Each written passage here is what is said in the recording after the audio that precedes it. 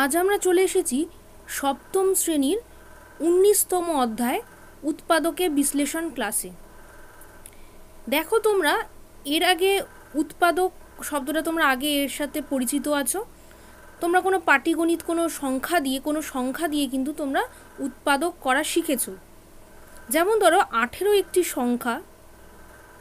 এবার যদি আমাকে বলা হয় যে 18-র উৎপাদক কি কি, 18 যে সংখ্যা তার উৎপাদক কি কি, যদি তোমাকে এই প্রশ্নটা করা হয় তাহলে তুমি কি কি বার করবে, কি করে বার করবে? 18 সমান সমান দেখো আমি লিখতে পারি 1 × 18, 9 দুগুণে 18 লিখতে পারি, 3 × 6 18 লিখতে পারি। তাহলে যে 18-র যে উৎপাদক রয়েছে, 18-র উৎপাদক কি কি? 1, 2, 3, 6, 9, 18, এগুলো হচ্ছে 18-র উৎপাদক। এবং এগুলোর মধ্যে মৌলিক সংখ্যা কোনগুলো? 2 আর 3 কিন্তু এর মধ্যে হচ্ছে মৌলিক সংখ্যা। তাই আমি এগুলোকে বলতে পারি এগুলো কিন্তু মৌলিক উৎপাদক। তাহলে 18-র যে উৎপাদকগুলো রয়েছে, তার মধ্যে মৌলিক সংখ্যা কোনটা দেখো? 2 আর 3। তাহলে 18-র মৌলিক উৎপাদক কি কি? 2 আর 3। তাহলে আমি যদি 18কে এর মৌলিক উৎপাদকের গুণফল রূপে প্রকাশ করি, দেখো কি হবে, দেখো 2 গুণ 3 গুণ 3। তাহলে দেখো এখানে 2 আর 3 এই দুটোই মৌলিক সংখ্যা ছিল এবং এর উৎপাদকও বটে। তাহলে আমি যদি মৌলিক উৎপাদকে গুণফল রূপে প্রকাশ করি তাহলেই কিন্তু সেটাকে আমরা বলতে পারি কিন্তু উৎপাদকে বিশ্লেষণ। তাহলে উৎপাদকে বিশ্লেষণ কথাটার মানে কি? মৌলিক উৎপাদকের গুণফল রূপে প্রকাশ করা। কথাটার মানে হচ্ছে মৌলিক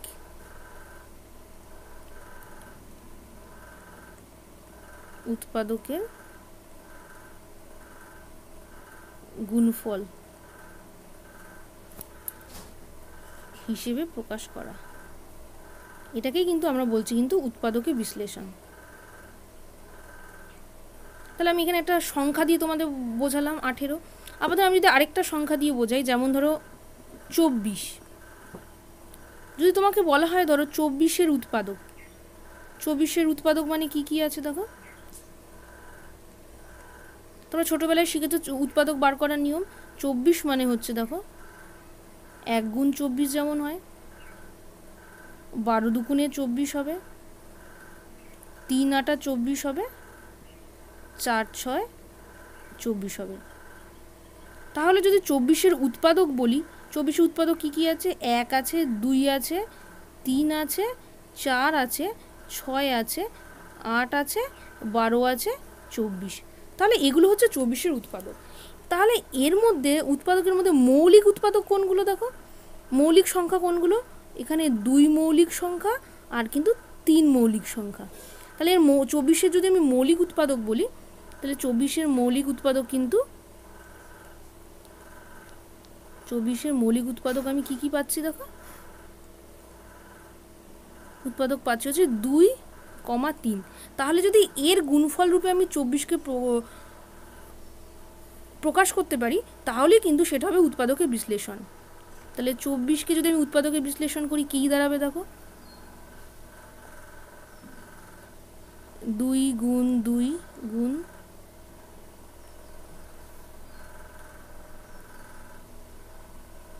2, 2 গুণ 2, 2 দুগুণে 4 দুগুণে 8, 3 আটা 24। তাহলে কিন্তু আমি এখানে কিন্তু অ্যাকচুয়ালি 24-কে কিন্তু উৎপাদকে বিশ্লেষণ করলাম। মানে তোমাদের উৎপাদকের বিশ্লেষণ ব্যাপারটা ধারণা হয়ে গেল যে কাকে উৎপাদকে বিশ্লেষণ করা বলে। উৎপাদকে বিশ্লেষণ মানে কি না, কোনো বীজগাণিতিক সংখ্যামালা হোক বা যে কোনো সংখ্যা হোক, কিন্তু তাকে মৌলিক উৎপাদকের গুণফল হিসেবে প্রকাশ করাই কিন্তু উৎপাদকে বিশ্লেষণ। এবার তোমাদের একটা বীজগাণিতিক সংখ্যামালা দিয়ে উৎপাদকে বিশ্লেষণ করার চেষ্টা করি। যেমন ধরো 2xy, এর আমি উৎপাদকে কিভাবে বিশ্লেষণ করব? 2xy-কে দেখো আমি কিভাবে লিখতে পারি? 2xy সমান সমান লিখতে পারি 2, যদি এটাকে আমি ভাঙি 2 গুণ x গুণ y। তার মানে এর কি কি উৎপাদক হলো? 2 একটা উৎপাদক হলো, x একটা উৎপাদক হলো, y একটা উৎপাদক হলো। এখানে আমরা দেখছি যে এক্স আর ওয়াইকে এমন হবে যে আমি ধরে নিচ্ছি যে এক্স ওয়াইকে কিন্তু আর ভাঙা যাবে না। তাহলে এই যে 2xy, তাহলে এগুলো হচ্ছে মৌলিক উৎপাদক, অর্থাৎ এদেরকে কিন্তু আর উৎপাদকে বিশ্লেষণ করা যায় না। তাহলে আমি এক্স কমা ওয়াই, 2কেও আমি লিখতে পারি 2, x, y, প্রত্যেকে কিন্তু এটা হচ্ছে মৌলিক উৎপাদক, কারণ এদেরকে কিনা আর এটাকে মৌলিক উৎপাদক বলবো বা অলঘুকরণযোগ্য উৎপাদক বা ইরিডিউসিবল উৎপাদক বলবো। সিবেল উৎপাদক বলো, অর্থাৎ এদেরকে কিন্তু আর উৎপাদকে বিশ্লেষণ করা যায় না। কিন্তু এর মধ্যেই দেখো 2xy তো আবার আমাকে কীভাবে লিখতে পারি, 2xy কিন্তু আমি এইভাবে লিখতে পারি 2 গুণ এক্স ওয়াই।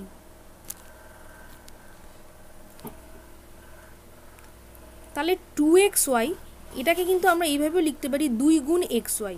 তবে এখানে দেখো এটা কিন্তু উৎপাদকে বিশ্লেষণ হলো না, এটা কিন্তু উৎপাদকে বিশ্লেষণ নয়। কেন উৎপাদকে বিশ্লেষণ নয়?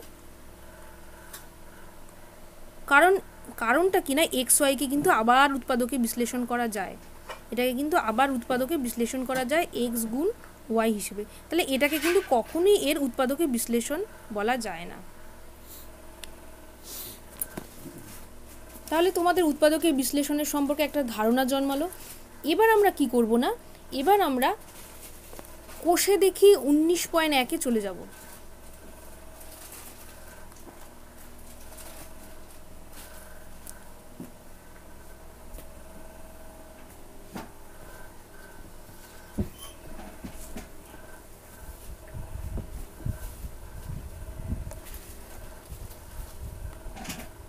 কোষে দেখি 19.1-এ চলে যাব। এটাতে কি বলেছে দেখো, একের অঙ্ক কি বলেছে, নিচের বীজগাণিতিক সংখ্যামালাগুলির উৎপাদকে বিশ্লেষণ করি।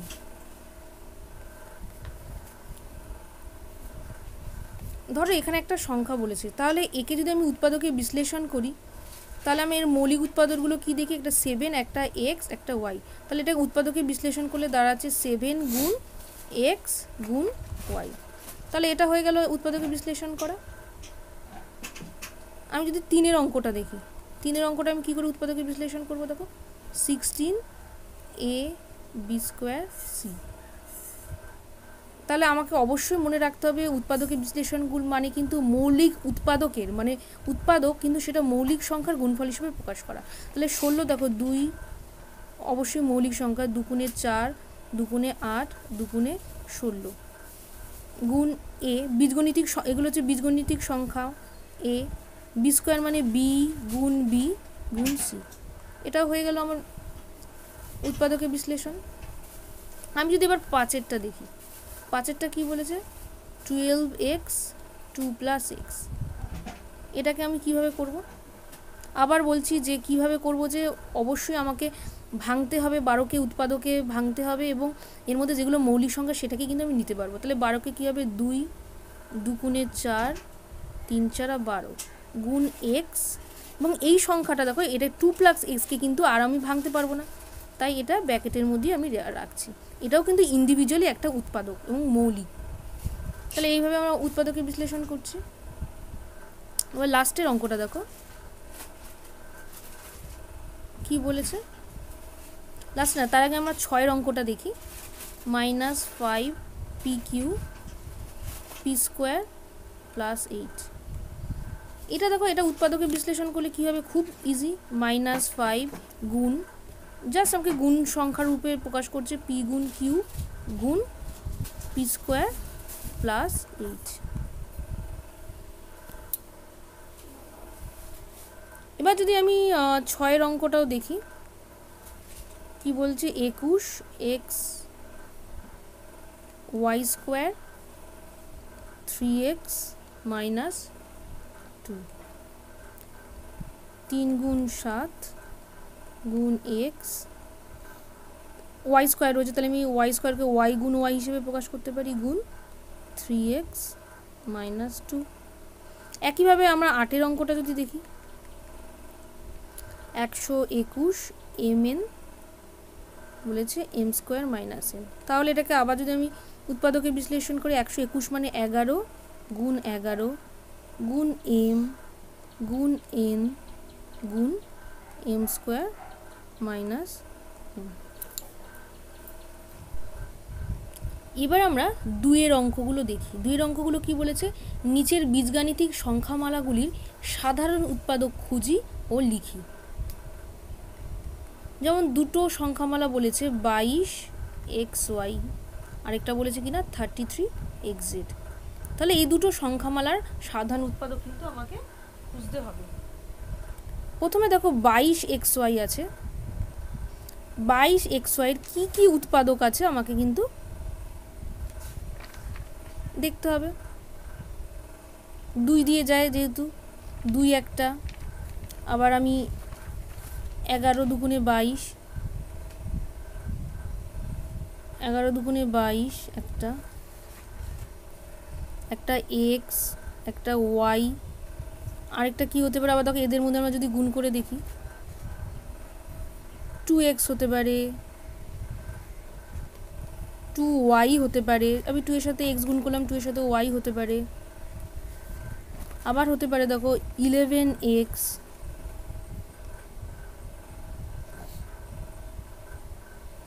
আরও হতে পারে 11y হতে পারে,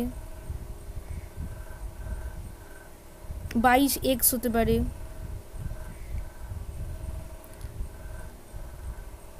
আরও হতে পারে কি না আছে 22y। তাহলে কিন্তু এতগুলো আমার উৎপাদকে হতে পারে 22xy। আবার দেখো 33xz, এর কি কি উৎপাদক হতে পারে, 3 11 33, 3 একটা হতে পারে, 11 একটা হতে পারে, একটা এক্স হতে পারে, আর একটা জেড হতে পারে, আর একটা তো 33ও হতে পারে, 33কে 33 বলে। আর কি হতে পারে, আমরা প্রত্যেকটার সাথে এবার গুণ করবো। দেখো 3x হতে পারে, 3z হতে পারে, 11x হতে পারে, 11z হতে পারে,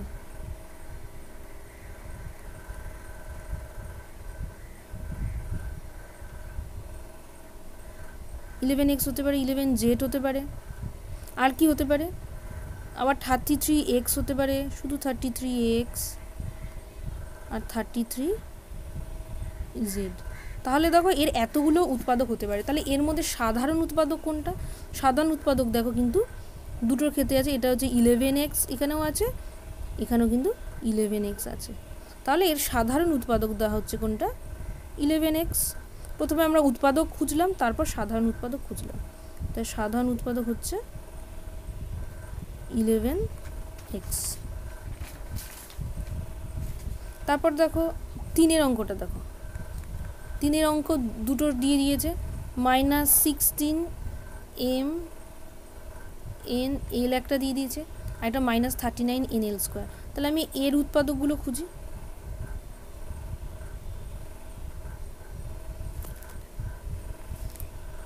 এর উৎপাদকগুলো কি হয়েছে দেখো, -16 m n l। দেখো এর কি কি উৎপাদক হতে পারে, এর উৎপাদক হতে পারে হচ্ছে -1 হতে পারে, আবার শুধু 1ও হতে পারে, -2 হতে পারে, 2 হতে পারে, -m হতে পারে, -n হতে পারে, -l হতে পারে। আবার এগুলো m n lও হতে পারে। আবার কি কি হতে পারে দেখো,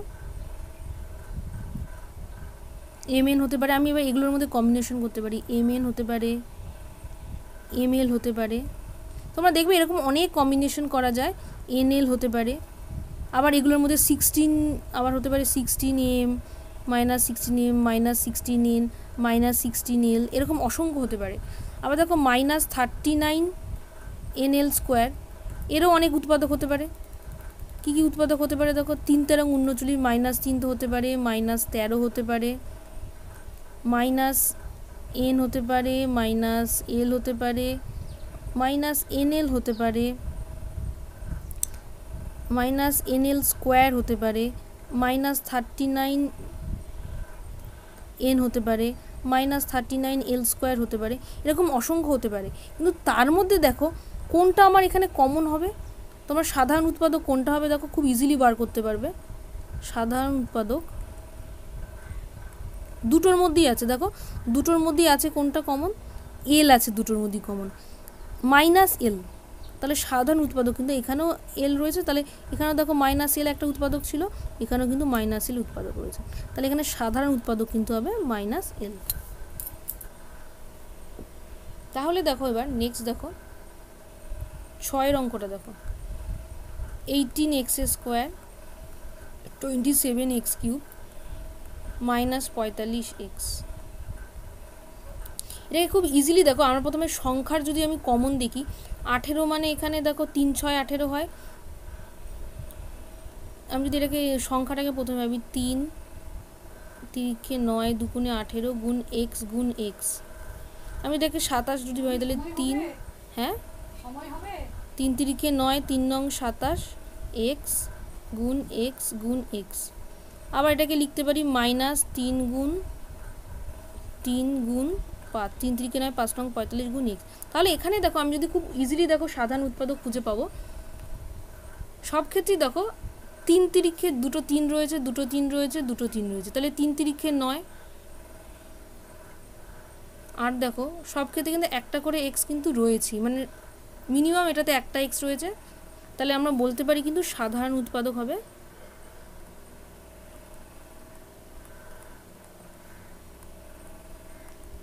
9x।